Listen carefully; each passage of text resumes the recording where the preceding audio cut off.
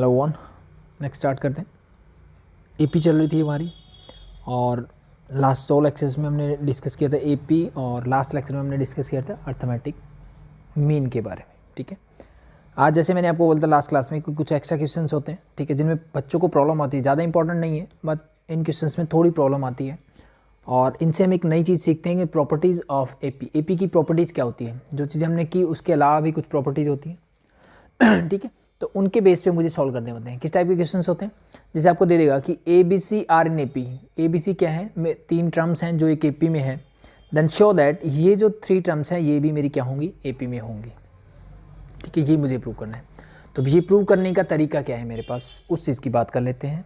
ठीक है, और उससे आपको प्रॉपर्टी का पता लग जाएगी कि मेरी इसकी प्रॉपर्टीज़ क्या क्या होती है। तो जैसे इसने बोला कि अगर मैं बोलता हूँ कि A B and C are in A P, अगर मेरे पास कोई भी 3 टर्म है जो कि एक एपी में है, ठीक है, तो इससे रिलेटेड एक प्रॉपर्टी तो हम सब जानते हैं। कौन सी, कि मिडिल टर्म का अगर मैं डबल कर दूं दैट इज इक्वल टू जो एन टर्म्स होंगी उनके सम के इक्वल होता है, to be equal to A plus c. ये कैसे आया वो भी हम जानते हैं कि एपी का क्या होता है, जो मेरी कॉन्जुगेटिव टर्म्स है उनका कॉमन डिफरेंस क्या रहता है, सेम, यानी B minus A is equal to C minus B होगा। कॉन्जुगेटिव टर्म का डिफरेंस क्या होगा, इक्वल होगा।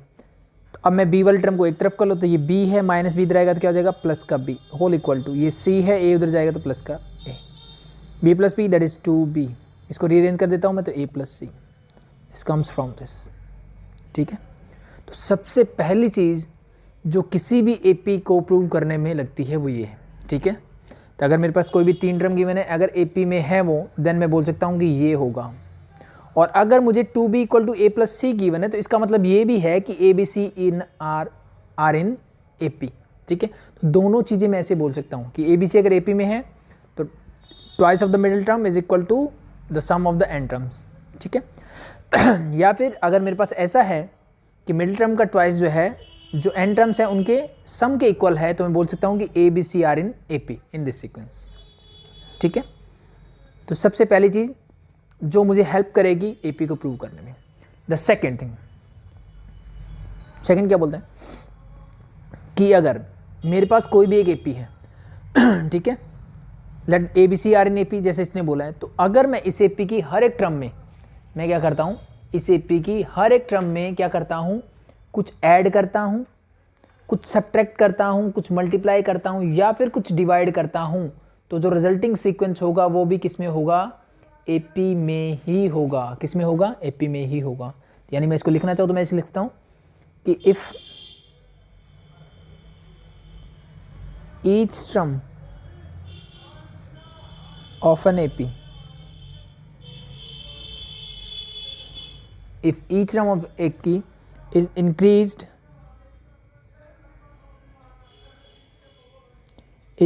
मतलब मैं उसमें कुछ इंक्रीज करना मतलब बढ़ाना, मतलब कुछ ऐड करना। अगर मैं उसमें क्या करता हूँ, कुछ ऐड करता हूँ, इंक्रीज्ड, डिक्रीज्ड, यानी मैं उसमें कुछ सब्ट्रैक्ट करता हूँ। क्या है, in each term of an AP, एक एपी है उसकी हर एक टर्म में मैं क्या कर रहा हूँ, कुछ इंक्रीज कर रहा हूँ यानी कुछ ऐड कर रहा हूँ मैं, डिक्रीज मतलब कुछ सब्ट्रैक्ट कर रहा हूँ मैं, या फिर क्या कर रहा हूँ, कुछ मल्टीप्लाई कर रहा हूँ मैं, या फिर कुछ अगर मैं डिवाइड कर रहा हूँ। ठीक है, if each term of an AP is increase, decrease, multiply और divide by a constant quantity, ये चीज ध्यान रखना, किससे, बाय ए कांस्टेंट क्वांटिटी। अगर ऐसा किया जाता है देन द रिजल्टिंग सीक्वेंस, ठीक है, मेरे पास कोई एक एपी है उसमें मैंने कुछ ऐड किया, सब्ट्रैक्ट किया, मल्टीप्लाई किया, डिवाइड किया, कोई भी कांस्टेंट टर्म, तो जो रिजल्टिंग सीक्वेंस मेरा बन के आएगा, then the resulting sequence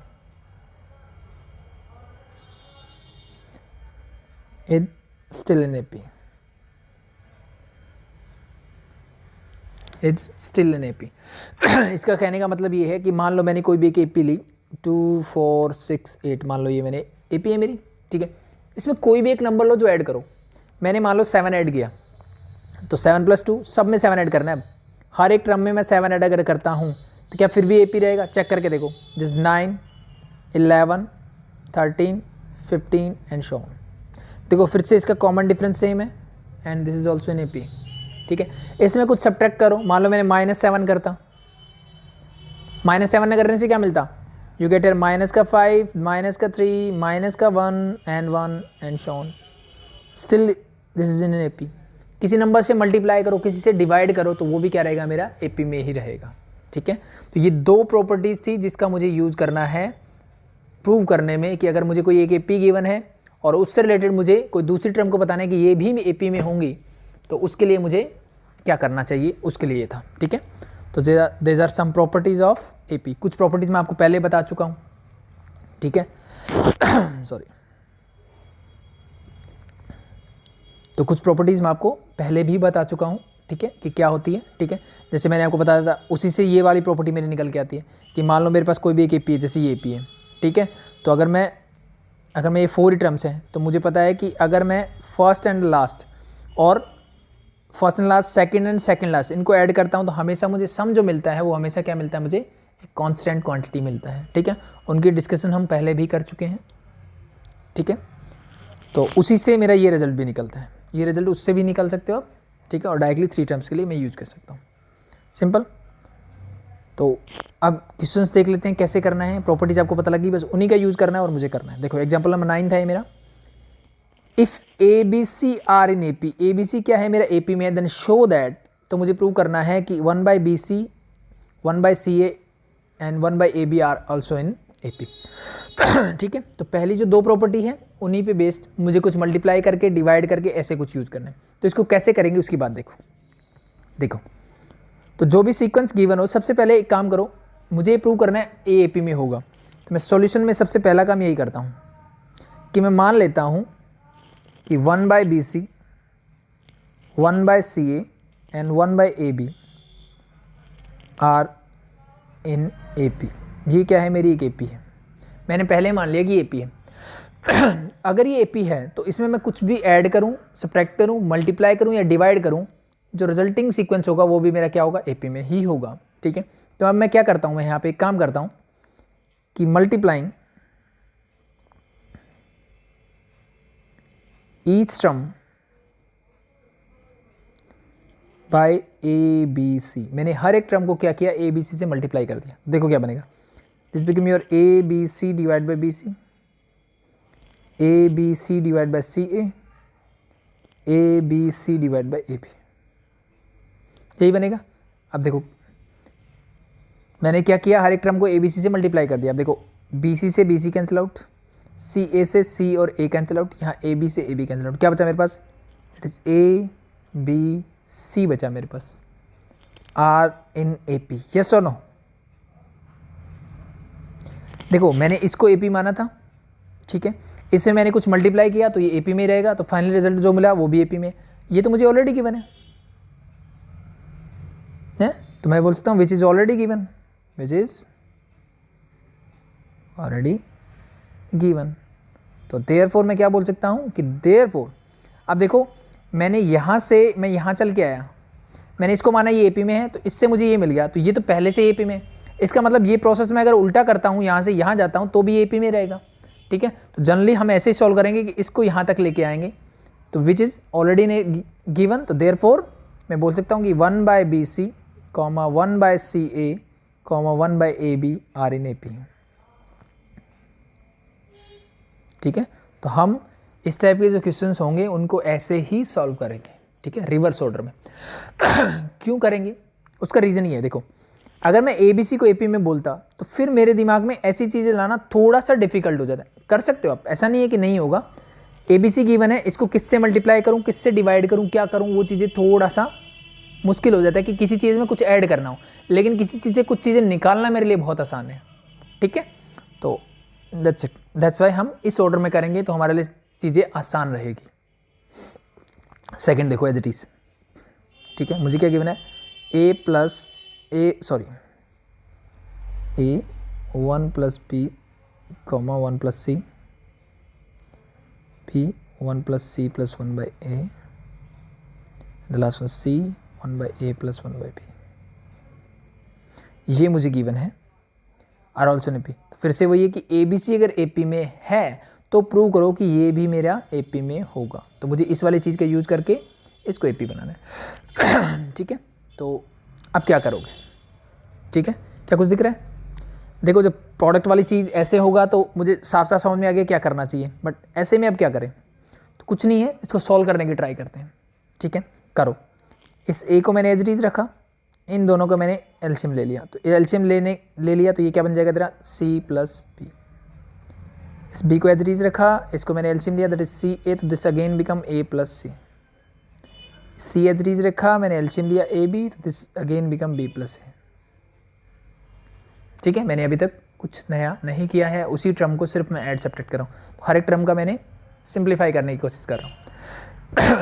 next क्या करोगे? इस ए को यहाँ से बी को और यहाँ से सी को अंदर लेके जाओ। कुछ नहीं समझ में आ रहा तो एक बार ऐड करते चलता हूँ।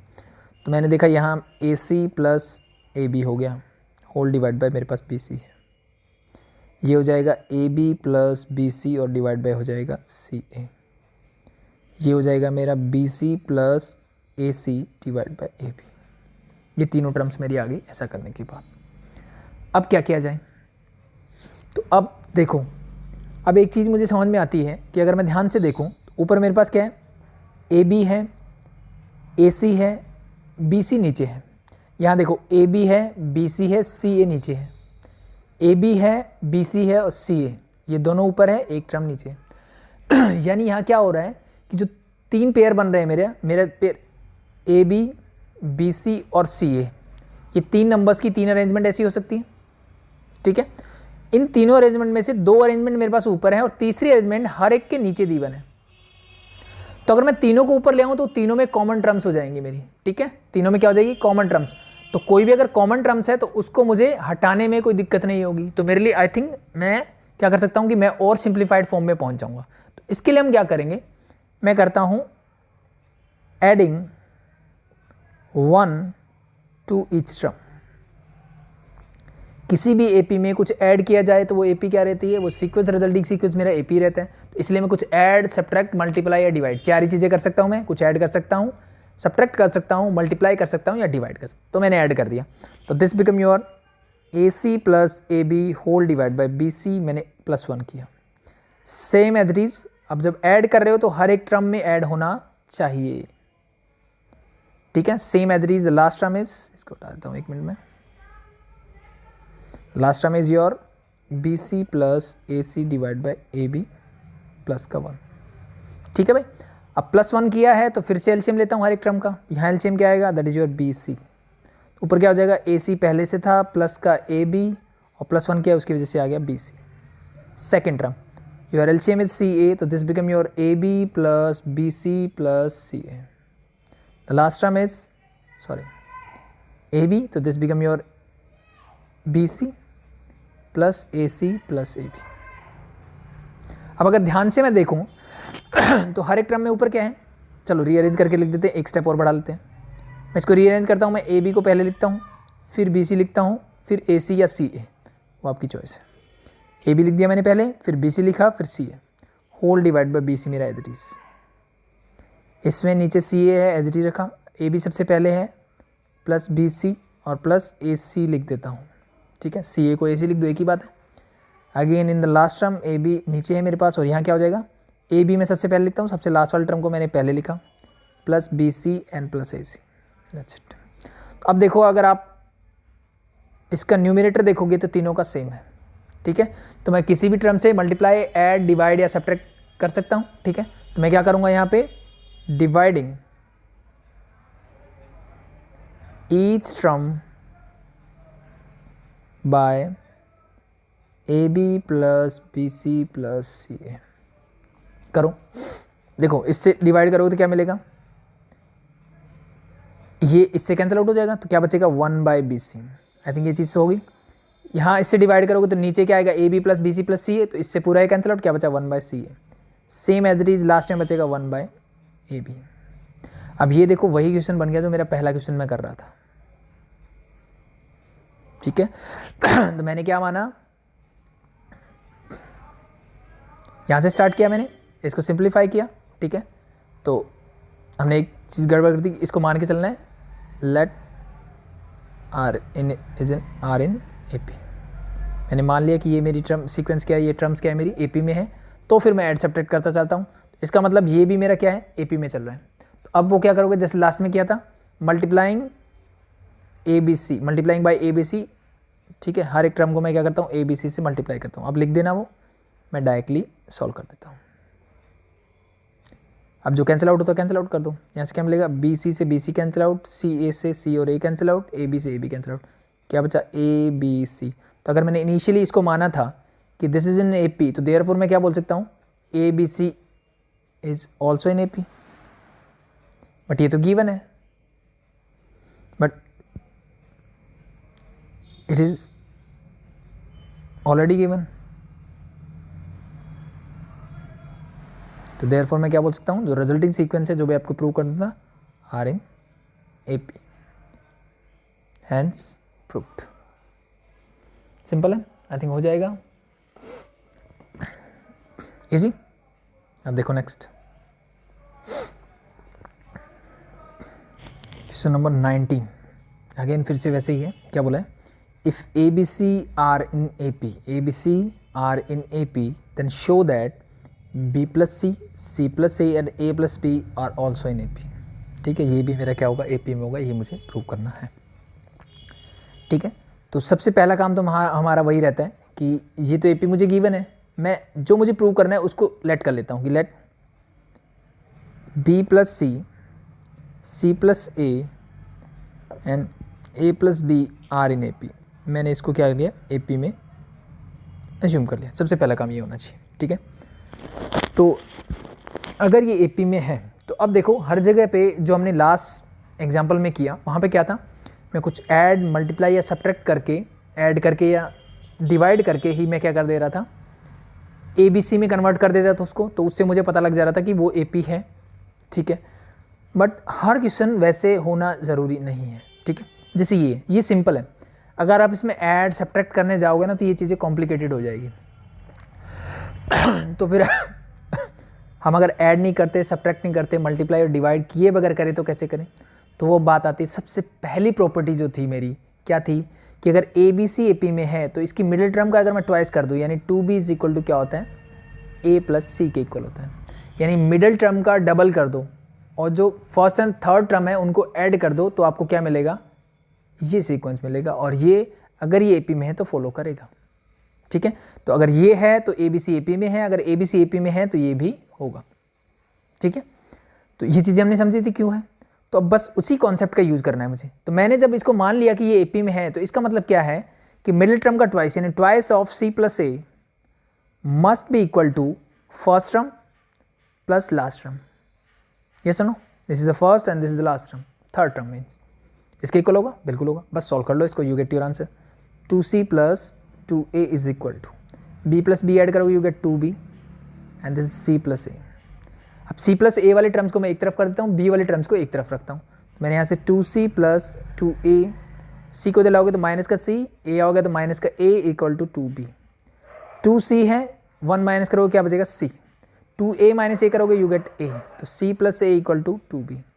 और वी कैन से, मैं इसको रीअरेंज करके लिखूँ तो 2B इज इक्वल टू, मैं लिख सकता हूँ इसको A प्लस C। मैंने A प्लस C को उधर ले गया और 2B को मैंने इधर लिख दिया बस। ठीक है, तो 2B is equal to AC का मतलब क्या है, इसका मतलब ये है कि देयरफॉर मैं बोल सकता हूँ कि A and C are the end terms and B is the middle term, ABC are in AP। इसका मतलब ये है, यही बोला मैंने कि अगर ABC AP में है तो इसको मैं ऐसे लिख सकता हूँ, अगर ये है तो इसको मैं ऐसे लिख सकता हूँ। तो अगर ABC AP में, ये तो मुझे पहले गिवन है, तो it is given, it is already given, तो therefore the sequence this is in AP। ठीक है, तो इन क्वेश्चंस को आप ऐसे भी कर सकते हो। ठीक है, अब सेकंड देखो। सेकंड में क्या है, ये मुझे गिवन है 1 by root B plus root C, 1 divide by root C plus root A and the last one 1 divide by root A plus root B। Sorry, this plus, ये मुझे प्रूव करना है कि R इन AP। ठीक है, तो सबसे पहला काम वही करते हैं, लेट इज इन AP। मैंने इसको मान लिया कि this sequence is in AP, ये मेरा AP में है। तो अब यहाँ पे देखो, अगर मैं यहाँ पे ऐड करने की सोचूं, सब्ट्रैक्ट करूँ, मल्टीप्लाई, डिवाइड कुछ करने की सोचूं तो क्या करोगे यहाँ पे? ठीक है, नहीं समझ में आ रहा कुछ करें क्या करें, तो क्या करोगे? अगर मैंने इसको AP में मान लिया तो सबसे बेस्ट तरीका वही होता है। ठीक है, अब ये कैसे डिसाइड करें कि क्या होता है? तो देखो, कुछ तो मैंने चीज़ें आपको बता दी, जैसे आपको सिंपल सी चीज़ मिले तो वहाँ पे सबसे बेटर यही रहता है जहाँ कैलकुलेशन कम दिखे। अब जब रूट वाली टर्म्स आ गई तो यहाँ पे मुझे दिख ही नहीं रहा कुछ कि क्या मल्टीप्लाई करूँ, ऐड, सब्ट्रैक्ट, कुछ समझ में नहीं आ रहा। और मोस्ट प्रॉब्ली जब रूट और स्क्वायर वाली टर्म्स आएंगी ना, तब मोस्ट प्रॉब्ली इसको सिंप्लीफिकेशन करने से, यानी 2b = a+c से ही सॉल्व होगी मोस्ट प्रॉब्ली। बाकी चीज़ें आपको एक्सपीरियंस के साथ साथ आ जाएगी, जैसे जैसे प्रैक्टिस करोगे समझ में आ जाएगी चीज़ें। ठीक है, तो सेम अगर ये AP में है तो मैं बोल सकता हूँ twice of middle term means 2 × 1 divide by root of c plus root of a is equal to क्या होगा? First term means 1 divide by root of b plus root c plus 1 divide by root of a plus root b, इसके equal होगा। इसको simplify कर लो और इसको कहाँ लेके जाना है?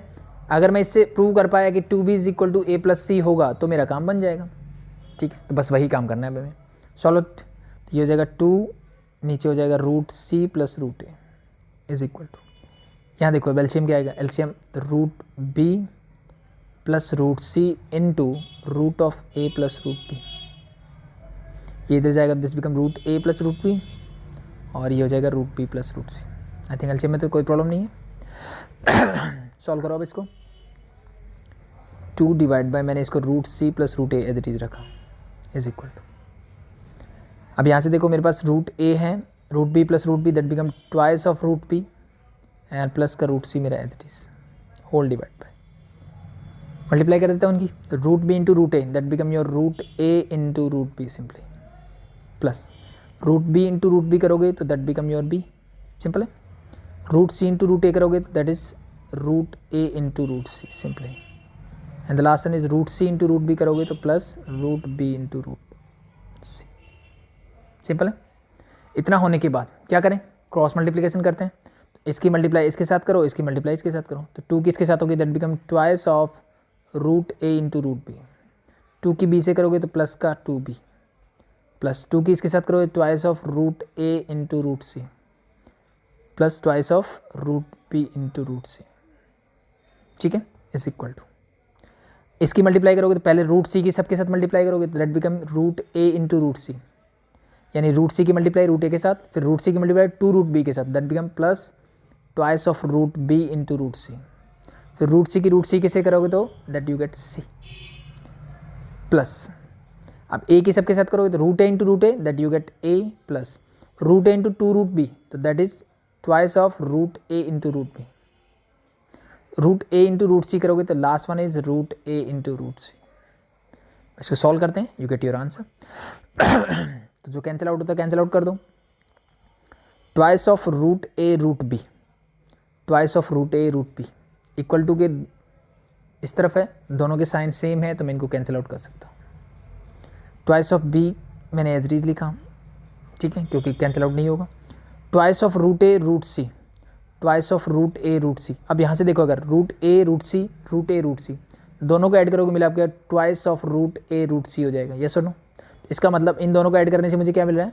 ये मिल रहा है, और ये देखो सेम है तो इससे ये पूरा कैंसिल आउट हो जाएगा। Twice of root b root c, ये देखो इससे ये पूरा कैंसिल आउट, बाकी क्या बचा? इधर बचा 2b इक्वल टू, इधर क्या बचा? That is c and a, तो मैं इसको लिख दूँ a प्लस c, यही करना था। तो देयरफॉर मैं क्या बोल सकता हूँ कि a b c are in AP which is already given, hence therefore this sequence is in AP, that's simple, हो जाएगा। आसान लग रही है वो चीज़ें। अब ये देखो b plus c whole square minus a square, c plus a, तो सबसे पहला काम वही रहता है जो सीक्वेंस गिवन है, तो let b plus c square minus a square, second मुझे गिवन है c plus a square minus b square, the third one is a plus b square minus का c square are in AP, जो मुझे given था sequence मैंने मान लिया कि वो मेरा AP में। ठीक है, तो अगर ये AP में, अगर मैं इससे प्रूव कर दूं कि ABC AP में है तो मेरा काम हो जाएगा। तो कैसे करोगे? अब बच्चे यहाँ पे जो गड़बड़ करते हैं ना इस स्पेशल इस क्वेश्चन में, वो क्या करते हैं? b प्लस सी का होल स्क्वायर खोलने बैठ जाते हैं, वो करने की जरूरत नहीं है।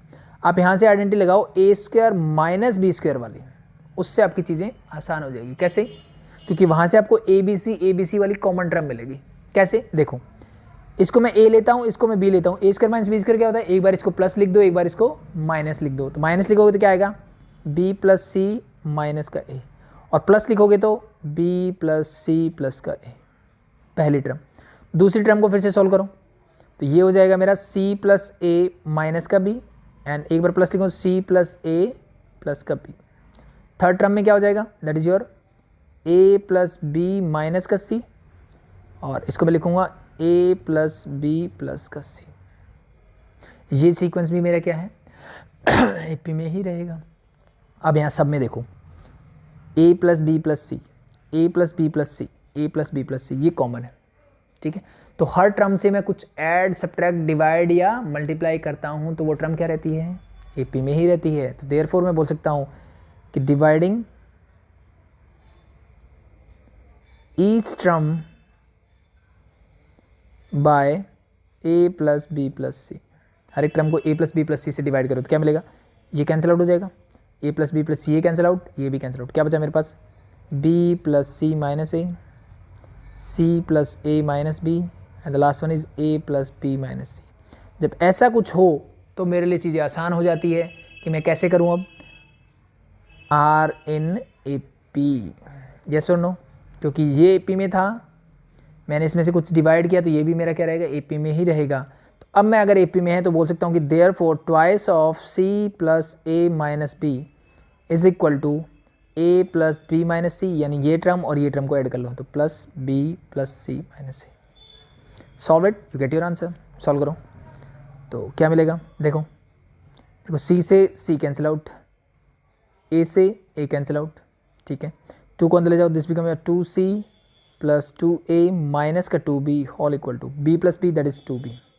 b वाले टर्म को एक तरफ करता हूँ तो this become your 2c plus 2a, और सबसे पहले एक काम कर दो, 2 से थ्रू आउट डिवाइड कर दो, चाहे थ्रू आउट डिवाइड करो, this become c plus a minus b is equal to b। अब b वाले टर्म एक तरफ ले जाओ तो c plus a is equal to b, और ये उधर जाएगा तो प्लस का b, it mean c plus a is equal to 2b। ये सीक्वेंस क्या मिलेगा मुझे? 2b is equal to a plus c. अगर ये है तो a B C are in A p which is already given, तो therefore this sequence is in A P. ठीक है, तो दैट्स इट।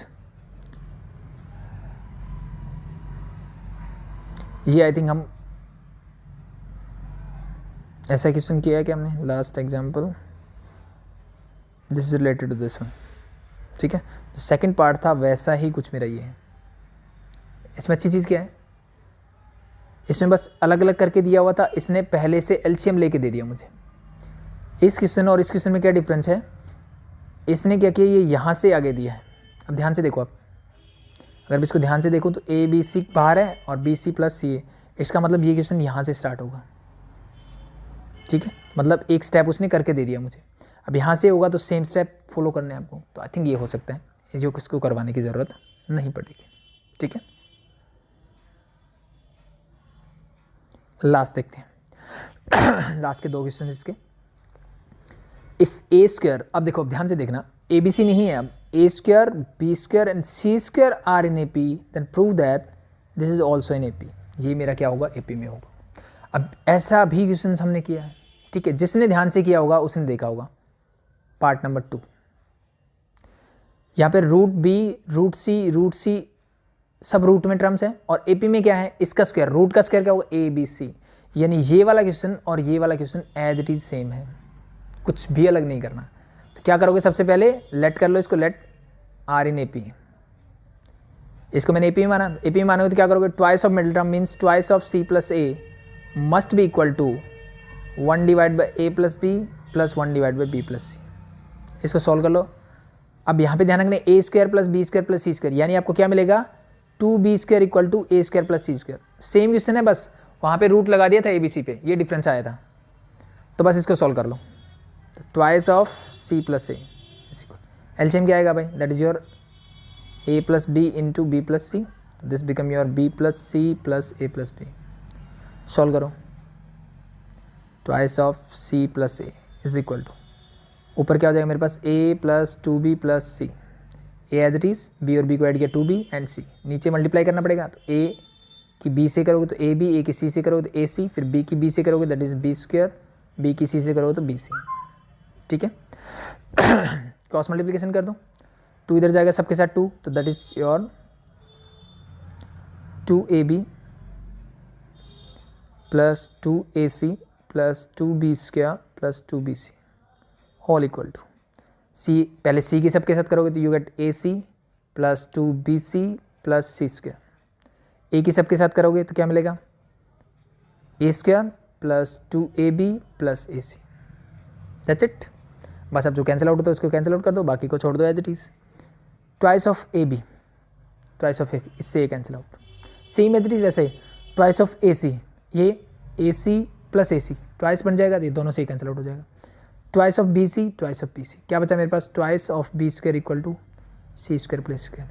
अगर ऐसा है तो इसका मतलब क्या है, a square b square and c square are in AP, यही तो मुझे पहले से गिवन है जो ठीक है। तो हमेशा ज़रूरी नहीं है मुझे ABC ही मिले, कुछ अलग भी मिल सकते हैं। The last part, a divide by b plus c, मुझे क्या गिवन है, a divide by b plus c, b divide by c plus a and c divide by a plus c, यही है बस, sorry a plus b, c divide by a plus b, नीचे अलग है, that's it. तो late are in AP, सबसे पहला काम यही करना है मुझे, ठीक है। तो क्या करें, देखो जब भी सबसे पहली चीज़ मैं आपको बता दूँ एक चीज़ कि या तो इसको डायरेक्टली सॉल्व कर लो, 2b equal to a plus c रख लो, या फिर सबसे बेटर क्या रहता है, जब भी आपको ऐसा मिले a b c, जैसे मैंने एक क्वेश्चन किया था जहाँ पे मुझे क्या मिल रहा था, जैसे मैंने वो बताया रिपीटेबल क्वेश्चन जो था हमारा, यहाँ पे देखो a b b c c a, इस टाइप का जब भी पैटर्न मिले तो एक काम मेरा हो सकता है कि ऊपर मैं क्या कर सकता हूँ, 1 में कन्वर्ट कर सकता हूँ इसको, यानी हर एक टर्म में मैं 1 ऐड कर दूँ अगर, तो मेरा काम बन जाएगा। यानी कैसे, मैं a divide by b plus c इस टर्म में 1 ऐड करता हूँ, तो वो लिख देना एडिंग 1 इस term, b divide by c plus a plus 1 कर दिया मैंने, and this c divide by a plus b, यहाँ पे मैंने कर दिया प्लस 1। एलसीएम लो यहाँ पे, तो LCM is b plus c, ऊपर क्या होगा, a पहले से था, b प्लस c और हो जाएगा, ये होगा c प्लस a, ठीक है। तो 1 होगा तो b पहले से था, ये c प्लस a 1 की वजह से चला जाएगा, a plus b, this become c plus a plus b, ठीक है। अब देखो हर एक टर्म में क्या है, ABC, तो हर एक टर्म को ABC से डिवाइड कर दो, तो क्या बचेगा, 1 divide by b plus c, 1 divide by c plus a and 1 divide by a plus b। I think ये वाला पार्ट आप कर चुके हो, दैट्स इट, ठीक है। ये वाला पार्ट हमने कब किया, ये हमने इससे पहले वाले में, तो इसके आगे पहले वाला क्वेश्चन बचा है बस, तो वो आई थिंक हो जाएगा, दैट्स इट, ठीक है। तो मैंने इसीलिए करवाए, कुछ बच्चों को प्रॉब्लम होती है, वो आइडेंटिफाई नहीं करते क्या करना चाहिए क्या नहीं, तो ये 5 टोटल 8 क्वेश्चंस हो गए हैं जिनसे आप थोड़ी हेल्प कर सकते हो, ठीक है। तो जस्ट इनको देख लो और 1-2 बार में आपको चीज़ें समझ में आ जाएगी कि कैसे कैसे करना है इनको, तो दैट्स इट इनफ, ठीक है। मतलब 2 ही मेथड है मेरे पास, या तो मैं कुछ ऐड सब्ट्रैक्ट या कुछ ऐसा नंबर ढूंढूं जिससे को मैं ऐड करूं, और ऐड या सब्ट्रैक्ट मोस्ट प्रॉब्ली क्या करते हैं, 1 ही करते हैं। मल्टीप्लाई या डिवाइड क्या करते हैं, जो चीज़ें सब में कॉमन दिख रही हो आपको, हर एक टर्म में कॉमन दिख रही हो, उसको हटाने के लिए मैं मल्टीप्लाई या डिवाइड करता हूँ, 2 चीज़ें हो गई। तीसरी चीज़ जो होती है दैट इज़ 2b, ये जो फॉर्मूला है मेरा 2b is equal to a plus c वाला, ठीक है, ये हर जगह वर्क करता है, लेकिन कई बार जो है कैलकुलेशन थोड़ी सी टफ होती है, तो वहाँ पे ये चीज़ें वर्क नहीं करती है, तो वो क्वेश्चन पे डिपेंड करेगा आपकी चीज़ें, ठीक है। तो वो बेटर रहता है कि आप क्वेश्चन के हिसाब से उन चीज़ों को देखो और जैसे इजी हो वैसे करो, तो ये चीज़ें कैसे आएगी, प्रैक्टिस के साथ साथ आ जाएगी, ठीक है। तो अभी के लिए थैंक यू। AP कंप्लीट है, नेक्स्ट हम स्टार्ट करेंगे GP।